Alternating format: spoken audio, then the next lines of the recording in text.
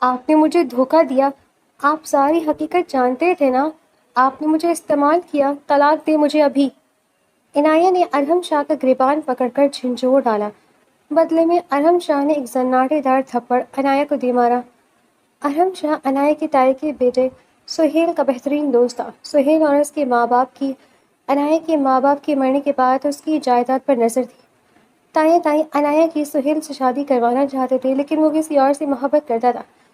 تب سہیل نے سازش کے تحت ارحم شاہ سے ڈیل کی کہ وہ عنایہ سے شادی کر کے آدھی جائیداد خود رکھ لے، آدھی انہیں دے دے۔ لیکن شادی کے بعد عنایہ کی معصومیت اور سادگی سے ارحم شاہ کو عشق ہو گیا اور وہ اپنی سازش پر پچھتانے لگا۔ ارحم شاہ نے سہیل کا ساتھ دینے سے منع کر دیا۔ تب سہیل نے عنایہ کو آدھا سچ بتا کر اسے ارحم شاہ سے بدگمان کر دیا۔ بھول جاؤ ڈارلنگ، کیونکہ تمہاری مر کر بھی ارحم شاہ سے جان چھوٹ نہیں سکتی۔ وہ تیز قدموں سے سیڑھیاں اترتے ہوئے لاؤنج میں آئی تھی۔ چہرہ آنسو سے بھرا ہوا تھا جبکہ سانسیں بری طرح پھولی ہوئی تھیں۔ نیچے موجود دو ملازم گھبرا کر ایک طرف ہٹ گئے تھے۔ وہ بنا کسی کو دیکھے مین ڈور کی طرف بڑھی تھی کہ پیچھے سے کسی نے اس کا مضبوطی سے بازو تھام لیا تھا۔ کہاں جا رہی ہو تم؟ پاگل ہو چکی ہو؟ ایک معمولی سی بات سن کر اتنا بڑا فیصلہ لے رہی ہو؟ جاؤ گی کہاں یہ بتاؤ نا ذرا۔ ارم کی بھاری آواز اس کے کانوں سے ٹکرائی تھی اور جھٹکے سے اس کی طرف پلٹی اور اس کی آنکھوں میں دیکھتے ہوئے نہایت درشت لہجے میں بولی، میرا بازو چھوڑے، آپ کوئی حق نہیں رکھتے مجھ سے یہ سوال کرنے کا کہ میں کہاں جاؤں گی اور میں کیوں جا رہی ہوں۔ آپ کو بخوبی علم ہے آپ نے کیا حرکت کی ہے، اس لیے مجھ سے پوچھنے کی ضرورت نہیں ہے۔ اس نے روتے ہوئے خود کو چھڑانے کی کوشش کی مگر اس کی گرفت مزید سخت ہو گئی تھی۔ ارحم نے غصے سے اسے دیکھا اور ایک بار پھر سخت لہجے میں بولا، دماغ زیادہ چل گیا تمہارا، کیوں بیوقوفانہ حرکتیں کر رہی ہو؟ جب سچائی کا علم نہیں ہے تو کیوں ایک جھوٹی بات پر اتنا رد عمل دے رہی ہو؟ میں نے کتنی ہزار مرتبہ تمہیں یہ بات سمجھائی ہے، اتنی جلدی غصہ کرنے کی ضرورت نہیں ہے، لیکن تم سنتی کب ہو؟ اس کی بات سن کر وہ بولی، غصہ نہیں کر رہی، سچائی بیان کر رہی ہوں، اور رہی دماغ چلنے کی بات تو ہاں چل گیا ہے۔ وہ تقریباً چیخ اٹھی تھی، اور شاید بہت دیر سے چلا ہے۔ میں آپ کے ساتھ نہیں رہوں گی، آپ نے مجھے دھوکہ دیا ہے، میرے ساتھ غلط بیانی کی ہے۔ میں ایک وقت میں قاتل کے ساتھ بھی رہنا پسند کروں گی، لیکن کسی جھوٹے کے ساتھ نہیں۔ آپ نے مجھ سے شادی سے جائیداد کی وجہ سے کی تھی، مجھے یقین نہیں آ رہا آپ اس حد تک گر سکتے ہیں۔ وہ میٹھی باتیں، وہ محبت بھرا انداز، وہ قربت، سب کچھ جھوٹ پر مبنی تھا، ہر خیال جھوٹا تھا۔ ارحم کی آنکھوں میں سختی ابھر آئی تھی مگر لہجہ قابو میں تھا۔ میری قربت، میری محبت بھری باتیں، میرا محبت بھرا انداز، اس پر شک نہیں کرو، وہ سچ پر مبنی ہے۔ جو تمہیں بتایا گیا ہے وہ جھوٹ ہے۔ ایک بار میری بات، مجھے کچھ نہیں سننا اور نہ ہی میں کچھ سننا چاہتی ہوں۔ اس نے اس کی بات کاٹ دی تھی۔ میں نے اپنے کانوں سے سنا ہے سب، کسی کے بہکاوے میں نہیں آئی، آپ دونوں کی باتیں سنی ہیں میں نے۔ اس کی آنکھوں سے مسلسل آنسو بہہ رہے تھے۔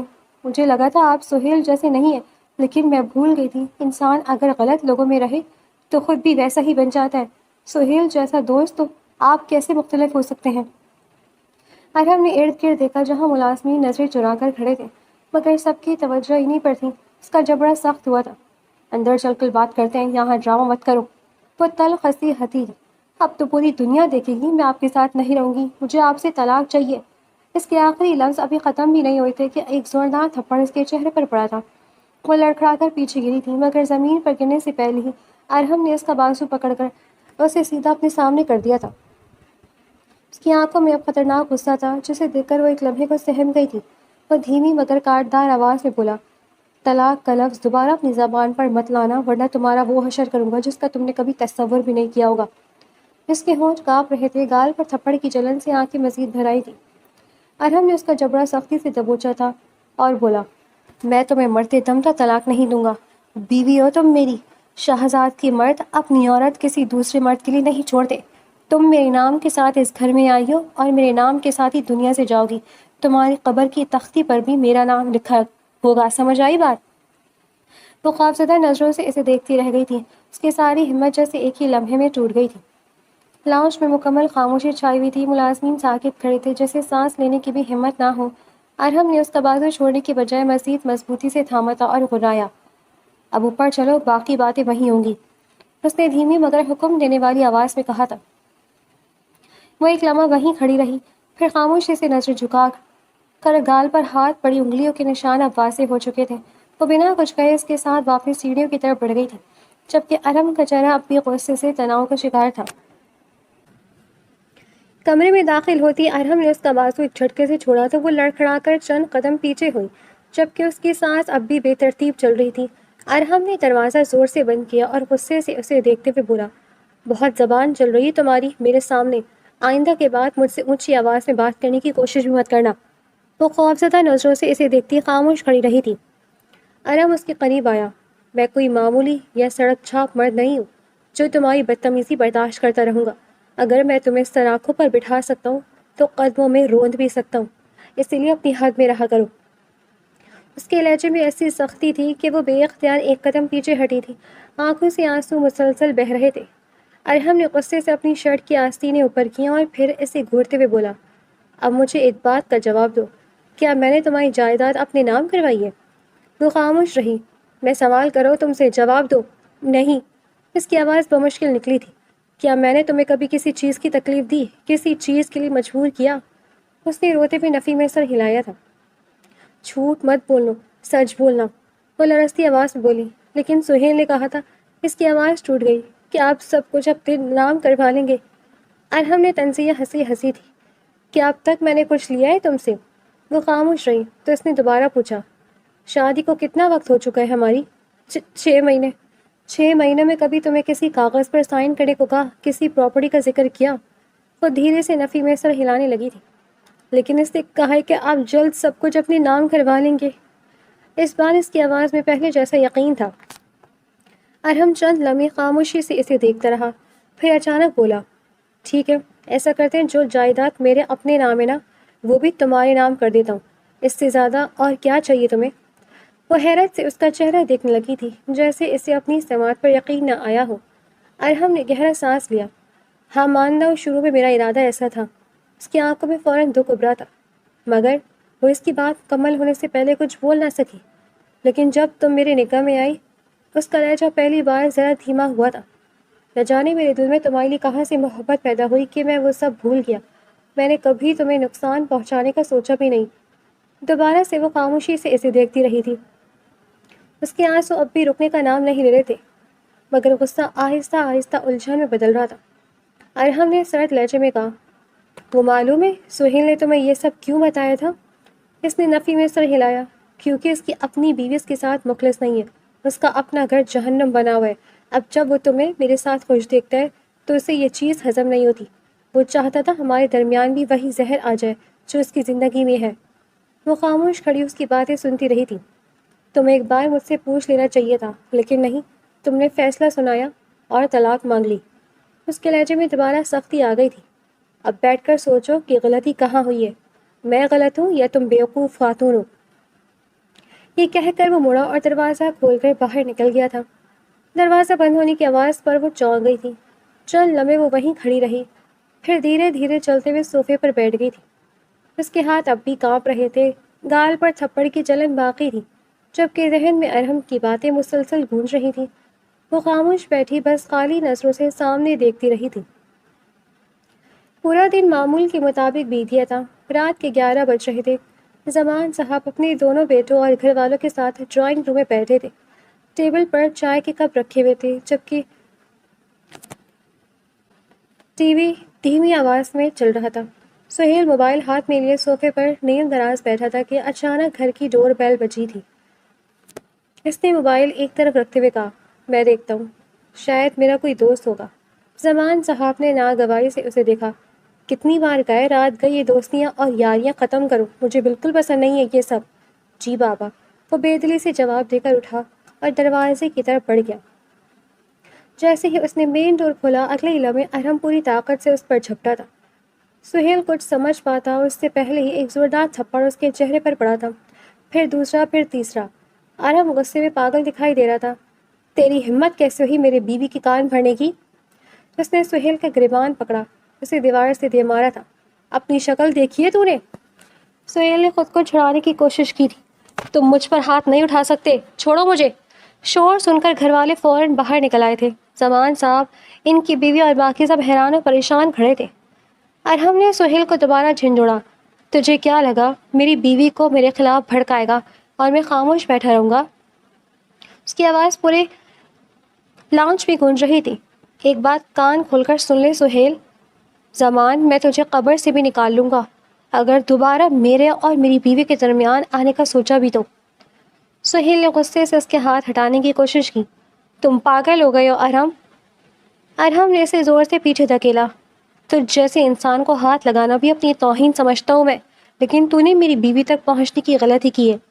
زمان صاحب فوراً آگے بڑھے۔ ارحم ہوا کیا ہے، بیٹھ کر بات کرتے ہیں۔ ارحم نے چیخ کر ان کی بات کاٹی تھی۔ اپنی اولاد کو اپنی زبان میں سمجھا دیں، میرے گھر سے اور میری بیوی سے دور رہے یہ۔ اس نے انگلی اٹھا کر سہیل کی طرف اشارہ کیا۔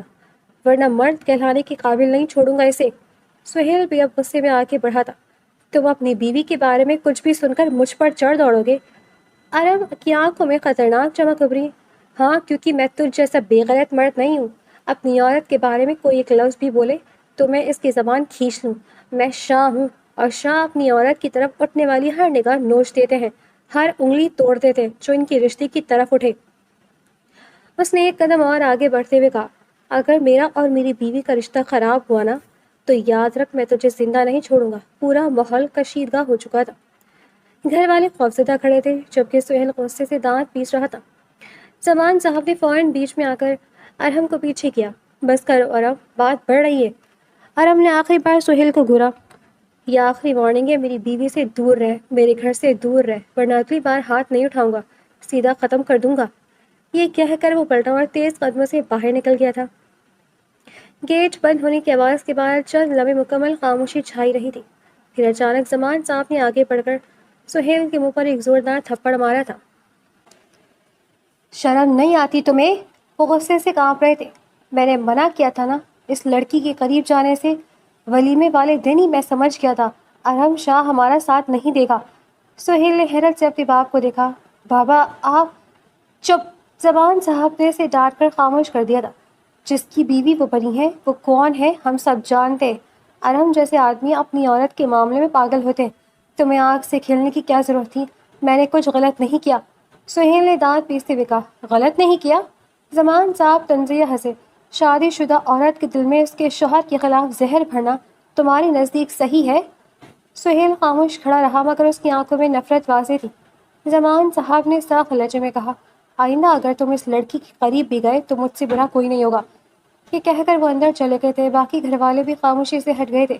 سہیل وہیں کھڑا رہا۔ اس کے چہرے پر ارحم کے تھپڑوں کے نشان واضح تھے، جبکہ اس کی خون آشام نظریں مسلسل اسی دروازے پر جمی ہوئی تھی جہاں سے ارحم گیا تھا۔ رات کے 2 بج رہے تھے جب کمرے کا دروازہ کھلا اور ارحم اندر داخل ہوا۔ اس کے چہرے پر ابھی غصہ صاف نظر آ رہا تھا۔ اس نے ایک نظر صوفے پر بیٹھی عنایہ پر ڈالی جو اب تک جاگ رہی تھی، پھر بنا کچھ کہے اپنی کوٹ کے بٹن کھولتے ہوئے بیڈ کی طرف بڑھنے لگا تھا۔ رکے! عنایہ کی آواز پر اس کے قدم رکے تھے۔ وہ فوراً صوفے سے اٹھی اور اس کے سامنے آ کر کھڑی ہو گئی۔ آنکھیں مسلسل رونے کی وجہ سے سرخ ہو چکی تھیں مگر لہجے میں غصہ واضح تھا۔ آپ میرے گھر جا کر تماشا کیوں لگا کر آئے ہیں؟ ارحم خاموشی سے اسے دیکھتا رہا۔ آپ خود کو سمجھتے کیا ہیں؟ کوئی ڈان ہیں آپ جو کسی کے بھی گھر میں گھس کر گنڈا گردی شروع کر دیں گے؟ اس نے غصے سے پوچھا تھا۔ آپ کی ہمت کیسے ہوئی میرے گھر والوں کے ساتھ اس طرح پیش آنے کی؟ کیا میں نے کبھی آپ کے گھر والوں کے سامنے بدتمیزی کی، کبھی اونچی آواز میں بات کی؟ ارحم کا چہرہ مزید سخت ہو گیا تھا۔ میرے گھر والوں نے کبھی تمہارے ساتھ بد سلوکی بھی نہیں کی، نہ، اس نے دھیمے مگر خطرناک لہجے میں کہا۔ لیکن تمہارے گھر والے جو تماشا لگا رہے نا ہمیں الگ کرنے کے لیے، خدا کی قسم عنایت، جو بھی ہمارے درمیان آیا میں اسے زندہ زمین پہ کاٹ دوں گا۔ اس کے انداز میں ایسی شدت تھی کہ عنایت چند لمحے سے دیکھتی رہ گئی۔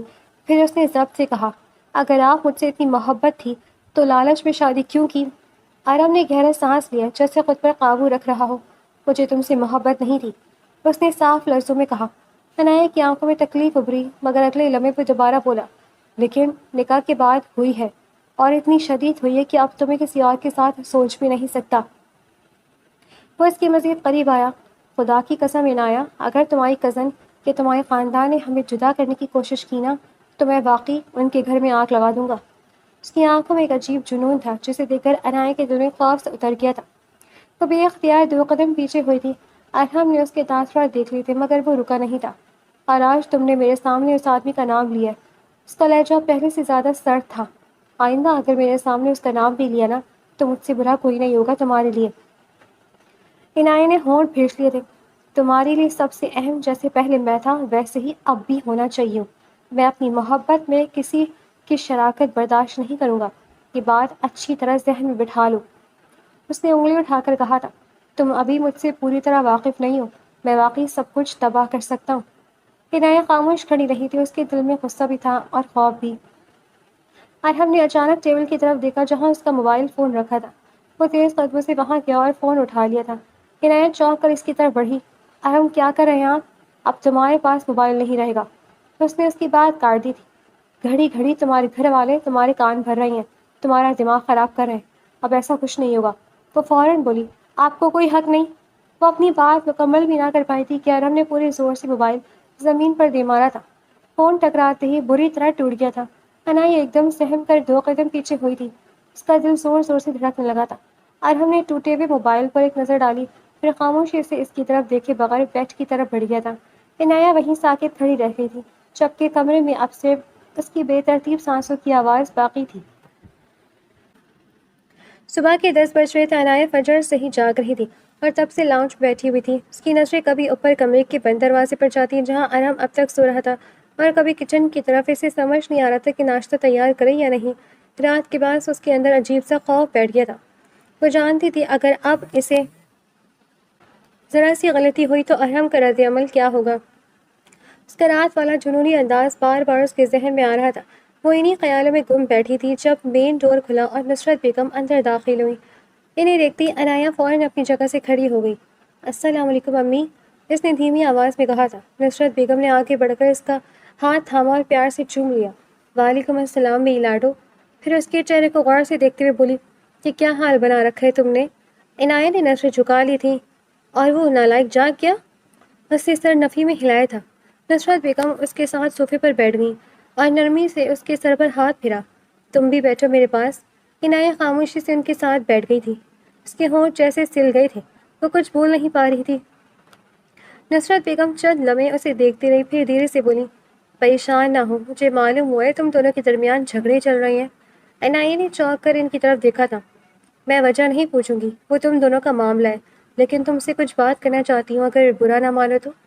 عنایہ نے دھیرے سے سر ہلا دیا تھا. نصرت بیگم نے اس کا ہاتھ اپنے ہاتھوں میں لے لیا تھا. ملازمین نے بتایا کہ کل بات اتنی بڑھ گئی تھی کہ تم اس سے طلاق مانگ رہی تھی. عنایہ کی آنکھیں فوراً بھر آئی تھی.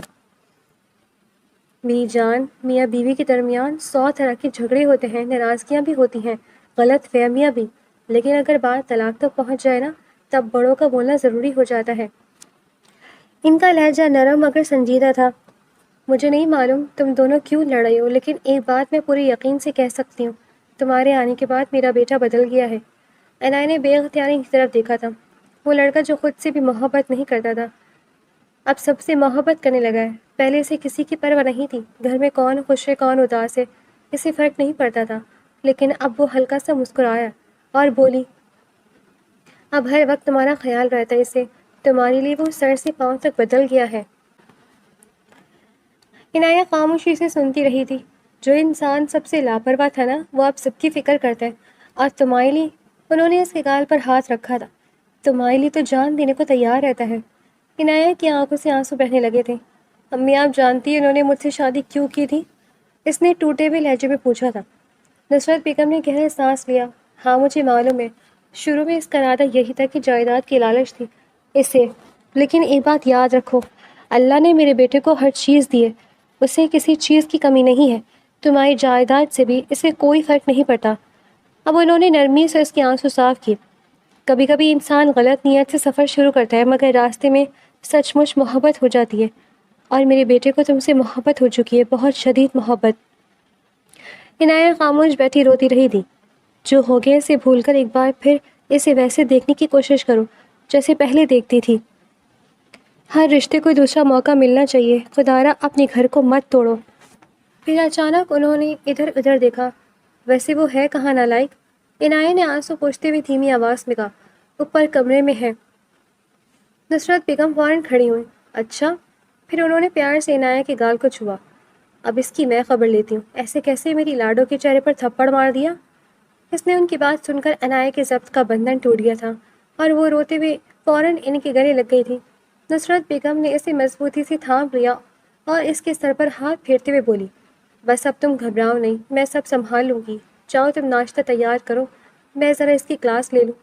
یہ کہہ کر وہ اوپر کی طرف بڑھ گئی تھی اور انایا کچن کی طرف تاکہ ناشتہ تیار کر سکے۔ وہ سیدھا ارم کی کمرے کے پاس آئی تھی۔ انہوں نے دروازہ کھولا اور کمرے کے اندر داخل ہوئی۔ ارم بیڈ کے ساتھ ٹیک لگائے بیٹھا ہوا تھا۔ کافی دیر پہلے وہ جاگ گیا تھا، بال بکھرے ہوئے تھے جبکہ چہرے پر نیند اور غصے دونوں کے اثر موجود تھے۔ انہیں دیکھتے ہی وہ فوراً سیدھا ہو کر بیٹھ گیا تھا اور اپنے پاؤں سمیٹ لیے تھے۔ بے شک اس کا موڈ صحیح نہیں تھا، لیکن وہ اپنی ماں کا احترام کرنا کبھی نہیں بھولتا تھا۔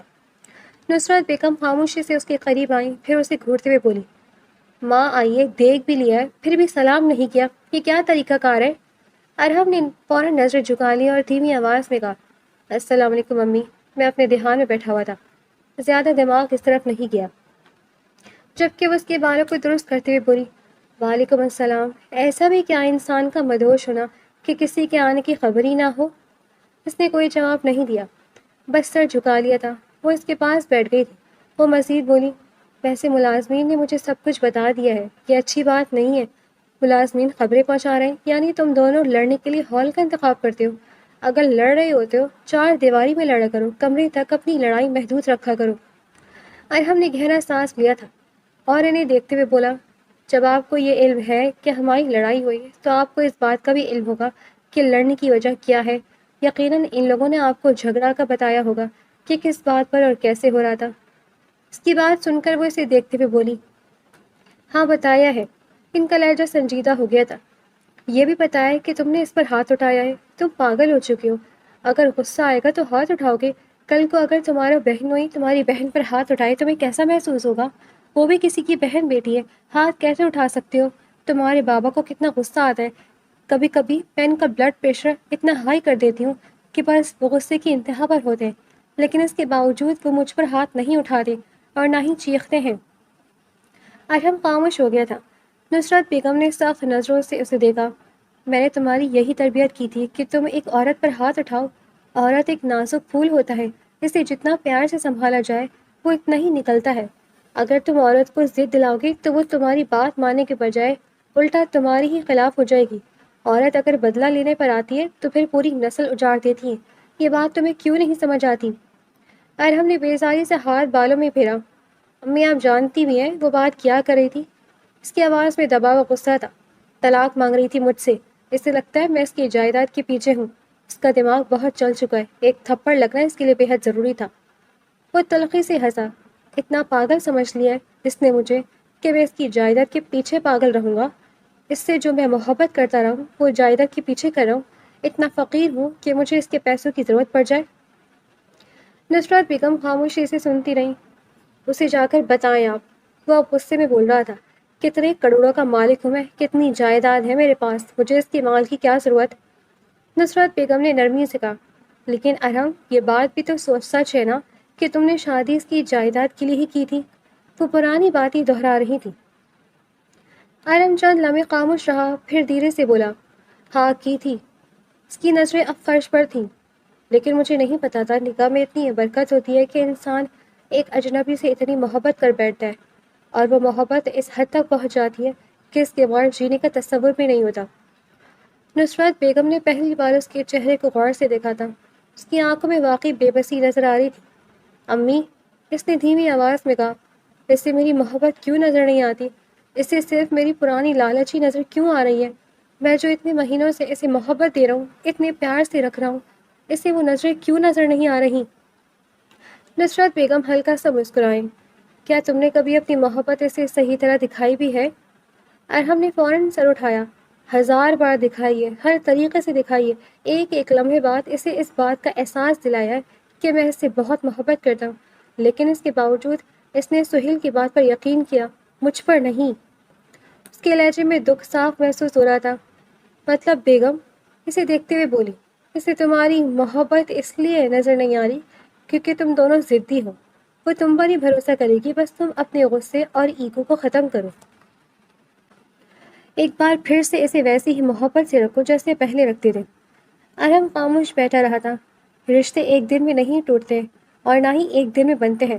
تم دونوں کے درمیان غلط فہمی آئی ہے اور وہ ختم بھی ہو جائے گی، لیکن اگر تم غصے سے کام لوگے نا تو باقی سب خراب ہو جائے گا۔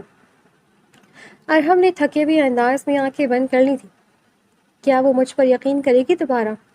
اس نے آہستہ سے پوچھا تھا۔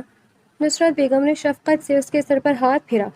ہاں کرے گی، کیونکہ وہ تم سے محبت کرتی ہے، اور محبت اتنی آسانی سے ختم نہیں ہوتی۔ ارحم خاموش ہو گیا تھا۔ اب اٹھو۔ نصرت بیگم نے اس کے کندھوں پر ہلکی سی چپت لگائی تھی۔ فریش ہو جاؤ، پھر ساتھ نیچے چلتے ہیں۔ ارحم نے سوالیہ نظروں سے انہیں دیکھا۔ وہ تمہارے لیے ناشتہ بنا رہی ہیں۔ ان کی یہ کہتے ہی ارحم کے چہرے کے تاثرات بدلے تھے۔ چند لمحے وہ خاموش بیٹھا رہا، پھر دھیرے سے سر ہلایا۔ ٹھیک ہے امی۔ وہ بیڈ سے اٹھا اور بنا کچھ کہے واش روم کی طرف بڑھ گیا تھا، جبکہ نصرت بیگم اسے جاتے ہوئے دیکھ کر ہلکا سا مسکرا دی تھی۔ 1 گھنٹے بعد ارحم اور نصرت بیگم ساتھ ہی سیڑھیاں اتر رہے تھے۔ ارحم فریش ہو چکا تھا، مگر چہرے پر اب بھی سنجیدگی موجود تھی۔ وہ دونوں ابھی لاؤنج تک پہنچے ہی تھے کہ ایک ملازم گھبرایا ہوا بھاگتا ہوا آیا تھا۔ صاحب! اس کی سانسیں بری طرح پھولی ہوئی تھیں۔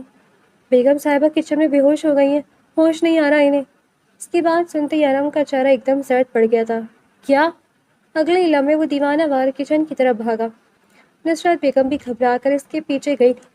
کچن میں 2 ملازمیں عنایہ کے پاس بیٹھی اسے جگانے کی کوشش کر رہی تھی۔ عنایہ فرش پر بے حس پڑی تھی۔ ارحم فوراً اس کے پاس گھٹنوں کے بل بیٹھا۔ عنایہ اس کے بے چینی سے چہرے کو تھپتھپایا، مگر وہ بے ہوش ہی رہی تھی۔ اس کے ہاتھ کانپنے لگے۔ عنایہ آنکھیں کھولو۔ جب کوئی رد عمل نہ ملا تو اس نے فوراً اسے اپنی گود میں اٹھا لیا تھا، پھر ملازم کی طرف دیکھتے ہوئے چیخ کر بولا، فوراً ڈاکٹر کو کال کرو، 1 سیکنڈ کی بھی دیر نہیں ہونی چاہیے۔ جی صاحب۔ ملازم فوراً بھاگا تھا۔ ارحم عنایہ کو اٹھائے تیزی سے کمرے کی طرف بڑھ گیا۔ اس کے چہرے پر صاف خوف تھا۔ نصرت بیگم نے پہلی بار اپنے بیٹے کو اس حد تک پریشان دیکھا تھا۔ کمرے میں پہنچ کر اس نے بڑی احتیاط سے عنایہ کو بیڈ پر لٹایا تھا۔ اس کے ماتھے پر بار بار ہاتھ رکھا تھا۔ عنایہ پلیز آنکھیں کھولو۔ اس کی آواز میں گھبراہٹ صاف محسوس ہو رہی تھی۔ تقریباً 15 منٹ بعد ڈاکٹر نعیمہ آ گئی تھی۔ ملازم انہیں جلدی سے اوپر کمرے میں لے آیا تھا۔ ڈاکٹر نعیمہ نے عنایہ کو چیک اپ کیا، پھر پلٹ کر کہا، پلیز آپ سر باہر چلے جائیں، مجھے پیشنٹ کا پرسنل چیک اپ کرنا ہے۔ ڈاکٹر میں یہیں رہوں گا اپنی بیوی کے پاس۔ ارحم فوراً بولا تھا۔ ڈاکٹر نے سنجیدگی سے کہا، پلیز میری بات سمجھیں، مجھے آرام سے چیک اپ کرنا ہے، آپ باہر انتظار کریں۔ ارحم بے چینی سے عنایہ کو دیکھتا رہا، مگر نصرت بیگم نے آ کر اس کا ہاتھ پکڑ لیا تھا۔ ضروری ہے باہر آؤ۔ وہ خاموشی سے ان کے ساتھ باہر آ گیا تھا، مگر مسلسل دروازے کو ہی دیکھتا رہا تھا۔ اس کے چہرے پر ایسی بے چینی تھی کہ نصرت بیگم خود پریشان ہو رہی تھی۔ کچھ نہیں ہوگا اس سے، انہوں نے نرمی سے کہا، مگر ارحم خاموش رہا تھا۔ تقریباً 15 منٹ بعد کمرے کا دروازہ کھلا اور ڈاکٹر نعیمہ باہر آئی تھی۔ ان کے چہرے پر ہلکی سی مسکراہٹ تھی۔ ارحم فوراً ان کی طرف بڑھا۔ کیا ہوا میری بیوی کو؟ وہ بے ہوش کیوں ہوئی؟ اس کی آواز میں گھبراہٹ صاف تھی۔ ڈاکٹر نعیمہ مسکرائی اور بولی، گھبرانے کی کوئی بات نہیں ہے، بلکہ خوشخبری ہے۔ ارحم اور نصرت بیگم دونوں نے ایک ساتھ انہیں دیکھا۔ آپ کی بیوی ماں بننے والی ہیں۔ چند لمحوں کے لیے جیسے وقت رک گیا تھا۔ ارحم انہیں خاموشی سے دیکھتا رہ گیا، جیسے اسے یقین نہ آیا ہو۔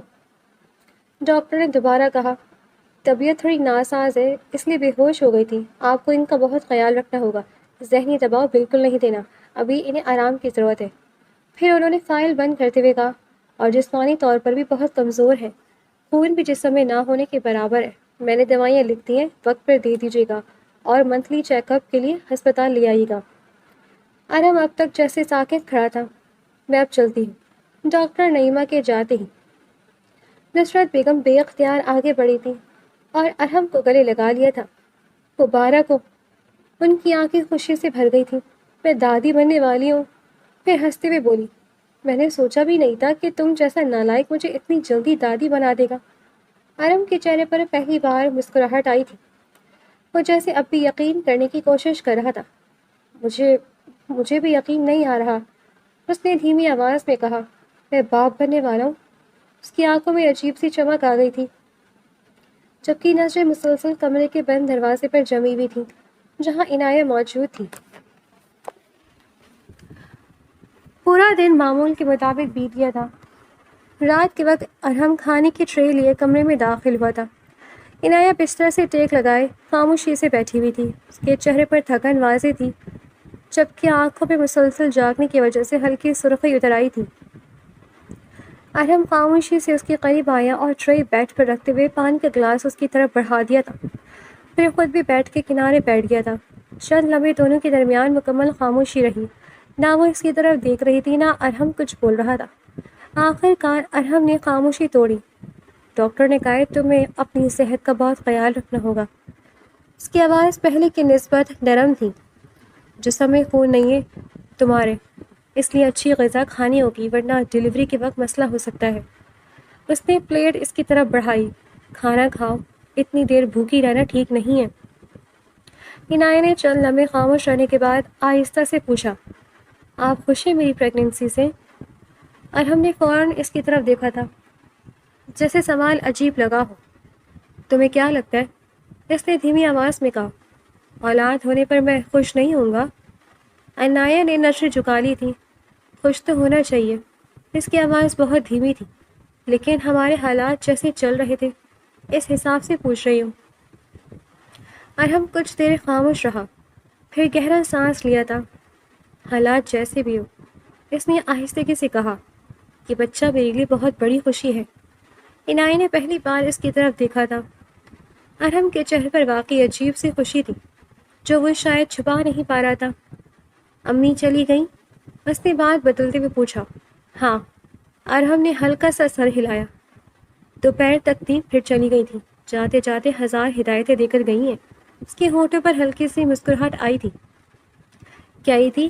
ایک بہت بڑا فنکشن کریں گی، سب کو بتائیں گی کہ وہ دادی بننے والی ہیں۔ عنایہ کے لبوں پر بھی بے اختیار ہلکی سی مسکراہٹ آئی، مگر اگلے ہی لمحے وہ دوبارہ سنجیدہ ہو گئی تھی۔ لیکن ارحم دوبارہ بولا، فی الحال 3 مہینے تک کسی کو کچھ نہیں بتائیں گے۔ کہہ رہی تھی نظر لگ جاتی ہے ایسی خوشیوں کو۔ عنایہ خاموشی سے سنتی رہی تھی۔ ارحم نے دوبارہ کھانے کی پلیٹ اس کی طرف کی۔ کھاؤ، ڈاکٹر نے خاص طور پر کہا ہے تمہیں وقت پر کھانا کھلاؤں۔ اس نے ایک نوالہ توڑا مگر ہاتھ رکا رہا تھا۔ مجھے ڈر لگ رہا ہے، اس نے اچانک دھیمی آواز میں کہا تھا۔ ارحم فوراً متوجہ ہوا تھا۔ کس بات کا؟ پتہ نہیں، اس نے نظر جھکا لی تھی۔ سب کچھ اچانک ہو گیا اور ڈاکٹر نے بھی کہا میں کمزور ہوں۔ اس کی آواز میں چھپا خوف واضح تھا۔ ارحم نے چند لمحے اسے دیکھا، پھر اس کے ہاتھ سے پلیٹ لے کر خود نوالہ بنایا۔ کچھ نہیں ہوگا، اس نے نرمی سے کہا، میں ہوں نا۔ عنایہ خاموش رہی تھی مگر اس کے دل میں عجیب سا سکون اترا تھا۔ ارحم نے نوالہ اس کی طرف بڑھایا۔ پہلے کھانا کھاؤ، پھر جتنا ڈرنا ہے ڈر لینا۔ اس کے انداز پر عنایہ کے لبوں پر بہت ہلکی سی مسکراہٹ آئی تھی جسے اس نے فوراً چھپا لی تھی۔ وہ اندر سے بے حد خوش تھی۔ ماں بننے کی خبر نے اس کے دل میں نرم سی خوشی جگائی تھی، مگر اپنی اور ارحم کے درمیان پیدا ہونے والی دوری اس سے کھل کر خوشی ہونے نہیں دے رہی تھی۔ ارحم مسلسل اسے دیکھ رہا تھا، جیسے اس کے چہرے کے ہر بدلتے تاثر کو پڑھنے کی کوشش کر رہا ہو۔ ویسے وہ اچانک بولا، اگر بیٹا ہوا نا تو بالکل میری طرح ہوگا۔ عنایہ نے پہلی بار نارمل انداز میں اسے دیکھا۔ اور اگر بیٹی ہوئی؟ ارحم کے چہرے پر فوراً نرم سی مسکراہٹ آئی۔ پھر تمہاری طرح ہوگی، ضدی لیکن خوبصورت۔ عنایہ نے نظر جھکا لی تھی جبکہ اس کے لبوں کی ہلکی مسکراہٹ اب چھپ نہیں پا رہی تھی۔ وقت دھیرے دھیرے گزرتا جا رہا تھا۔ 3 مہینے بیت گئے تھے۔ اس درمیان ارحم نے اس کا بہت خیال رکھا تھا، ایک لمحہ بھی اس کو پریشان نہیں ہونے دیا تھا، صرف محبت ہی دی تھی۔ دوپہر کے 2 بج رہے تھے۔ عنایہ لاؤنج پہ بیٹھی رسالہ پڑھی تھی۔ حمل کی وجہ سے اب اس کے چہرے پر پہلے کی نسبت نرمی اور تھکن دونوں ساتھ نظر آتے تھے۔ گھر میں مکمل سکون تھا کیونکہ ارحم آفس گیا ہوا تھا جبکہ ملازمین اپنے کاموں میں مصروف تھے۔ وہ رسالے کا صفحہ پلٹنے والی تھی جب مین ڈور کھلنے کی آواز پر اس کی توجہ ادھر گئی اور اگلے لمحے ساحل اندر داخل ہوا تھا۔ اسے دیکھتی عنایہ بے اختیار اپنی جگہ سے کھڑی ہو گئی تھی۔ اس کے چہرے پر واضح ناگواری آ گئی تھی۔ تم یہاں کیا کر رہے ہو؟ کچھ اور کہتی اس سے پہلی ساحل تلخ ہنسی ہنسا تھا۔ بہت خوب، یعنی اب تم ہمارے میسیجز اور کالز کا جواب دینا بھی ضروری نہیں سمجھتی؟ عنایہ نے فوراً سخت لہجے میں کہا، میں نے تمہیں پہلے بھی کہا تھا مجھ سے رابطہ کرنے کی کوشش مت کرو۔ سہیل اس کے قریب آیا، تو مطلب تمہیں میری باتیں جھوٹی لگیں؟ عنایہ نے رسالہ ٹیبل پہ رکھ دیا تھا۔ یہ سب چھوڑو، پہلے یہ بتاؤ تم یہاں آئی کیوں ہو؟ میرے شوہر نے تمہیں صاف منع کیا تھا نا میرے قریب آنے سے، پھر میرے گھر آنے کی ہمت کیسے ہوئی؟ سہیل نے گہرا سانس لیا تھا، جیسے خود کو پرسکون رکھنے کی کوشش کر رہا ہو۔ میں یہاں صرف تمہیں سمجھانے آیا ہوں عنایا، مجھے کسی کے سمجھانے کی ضرورت نہیں ہے، اس نے فوراً جواب دیا تھا۔ سہیل نے اس کی بات نظر انداز کر دی تھی۔ تم جس سیراب کے پیچھے بھاگ رہی ہو نا، وہ صرف سایہ ہے عنایا، ارحم سے تم سے محبت نہیں کرتا، وہ صرف تمہیں استعمال کر رہا ہے۔ عنایا کی آنکھوں میں غصہ ابھرا۔ بس کرو سہیل، میں سچ کہہ رہا ہوں، اس نے زور دے کر کہا تھا۔ اس نے پوری پلاننگ کی ہوئی ہے، جلد تمہاری پوری جائیداد اپنے نام کر لے گا اور تم دیکھتی رہ جاؤ گی۔ عنایا نے ضبط سے سانس لیا تھا۔ تمہیں میری زندگی میں اتنی دلچسپی لینے کی ضرورت نہیں ہے، کیونکہ میں تمہارا برا نہیں چاہتا۔ سہیل نے فوراً کہا تھا، اس لیے ایک مشورہ دینے آیا ہوں، تم اپنی ساری جائیداد بابا کے نام کر دو، ان کے نام سے آگے پیچھے نہیں ہو سکے گی، پھر جب وقت آئے گا تو واپس لے لینا، کم از کم تم محفوظ تو رہو گی۔ عنایا چند لمحے خاموشی سے اسے دیکھتی رہی، پھر دھیرے سے مگر واضح لہجے میں بولی، مجھے اپنی زندگی کے فیصلے خود لینے آتے ہیں۔ سہیل نے بے یقینی سے اسے دیکھا۔ تم واقعی اس آدمی پر اتنا بھروسہ کرتی ہو؟ ہاں کرتی ہوں، اس بار عنایا نے بنا جھجک جواب دیا تھا۔ اور اگر نہیں بھی کرتی تو بھی یہ میرا اور میرے شوہر کا معاملہ ہے، تم کون ہوتے ہو درمیان میں آنے والے؟ سہیل کے چہرے پر سختی آ گئی تھی۔ میں صرف تمہیں بچانا چاہتا ہوں، مجھے تم سے بچنے کی ضرورت ہے، اس نے فوراً کہا۔ اور ایک اور بات اچھی طرح سن لو، میرے شوہر کو بالکل پسند نہیں ہے کہ میں تم سے ملوں یا تم سے بات کروں، اس لیے بہتر یہی ہوگا کہ تم ابھی یہاں سے چلے جاؤ۔ سہیل خاموشی سے اسے دیکھتا رہا۔ اور آئندہ اس گھر کا رخ مت کرنا، عنایا نے واضح انداز میں کہا تھا۔ اب جاؤ یہاں سے۔ چند لمحے لاؤنج میں خاموشی چھائی رہی تھی۔ سہیل جیسے کچھ کہنا چاہتا تھا، مگر عنایا کے سرد اور دو ٹوک رویے نے اسے روک دیا تھا۔ آخر کار اس نے ہلکا سا طنزیہ قہقہا لگایا تھا، تم واقعی اس کی محبت میں اندھی ہو چکی ہو۔ عنایا نے کوئی جواب نہیں دیا تھا، اس کی خاموشی ہی اس کے لیے جواب تھی۔ سہیل نے آخری بار اسے دیکھا، پھر بغیر کچھ کہے پلٹا اور خاموشی سے باہر نکل گیا تھا۔ دروازہ بند ہونے کی آواز کے بعد عنایا نے بے اختیار گہرا سانس لیا تھا۔ اس کے ہاتھ ہلکے سے کانپ رہے تھے، مگر اس بار اس کے دل میں پہلے جیسی الجھن نہیں تھی۔ وہ خاموشی سے دوبارہ صوفے پر بیٹھی اور رسالہ اٹھا لیا تھا۔ رات کا وقت تھا۔ عنایا بیڈ کے ساتھ ٹیک لگائے مووی دیکھ رہی تھی۔ اس کے ہاتھ میں جوس کا گلاس تھا، جبکہ سامنے ٹی وی چل رہا تھا۔ حمل کی وجہ سے اب وہ جلدی تھک جاتی تھی، اس لیے زیادہ تر وقت کمرے میں ہی گزارتی تھی۔ دروازہ کھلنے کی آواز پر اس نے چونک کر دیکھا تو ارم ہاتھ میں ایک فائل لیے اندر داخل ہوا تھا۔ السلام علیکم، اس نے اندر آتے ہی کہا۔ وعلیکم السلام۔ عنایا نے فوراً ٹی وی بند کر دیا تھا اور مسکراتے ہوئے بولی، کب سے آپ کا انتظار کر رہی ہوں، آپ بیٹھے میں کھانا لگا دیتی ہوں، اتنی دیر ہو گئی ہے، آپ کو بھوک لگ رہی ہوگی۔ وہ اٹھنے لگی تھی کہ ارحم نے آگے بڑھ کر اس کا ہاتھ پکڑ لیا تھا۔ بیٹھ جاؤ، اس کا لہجہ نرم تھا، مجھے تم سے بات کرنی ہے، کھانا بعد میں کھا لیں گے۔ عنایا دوبارہ خاموشی سے بیٹھ گئی تھی۔